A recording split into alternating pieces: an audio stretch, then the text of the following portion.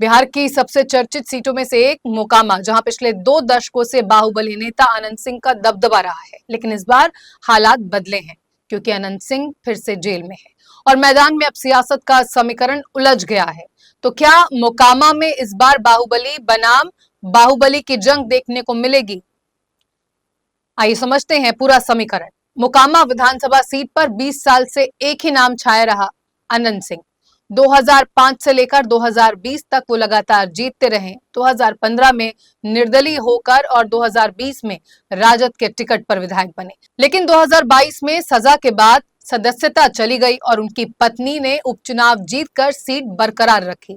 अब 2025 का चुनाव और अनंत सिंह एक बार फिर से जेल से मैदान में है। इस बार वो जेडीयू के टिकट पर चुनाव लड़ रहे हैं। उनके सामने राजद की उम्मीदवार वीणा देवी हैं, जो किसी और की नहीं बल्कि उनके पुराने प्रतिद्वंदी सूरजभान सिंह की पत्नी है।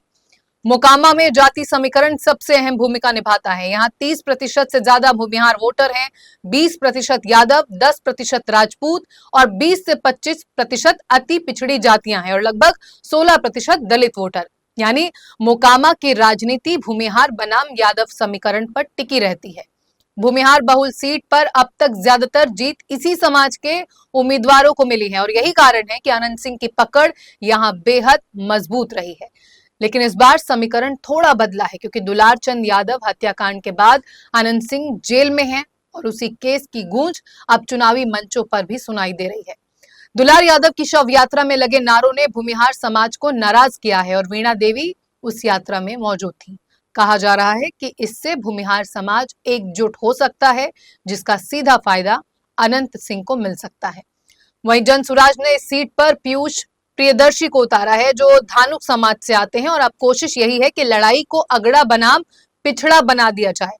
तो मोकामा की लड़ाई सिर्फ 2 उम्मीदवारों की नहीं है, ये भूमिहार बनाम यादव और अगड़ा बनाम पिछड़ा का भी समीकरण है।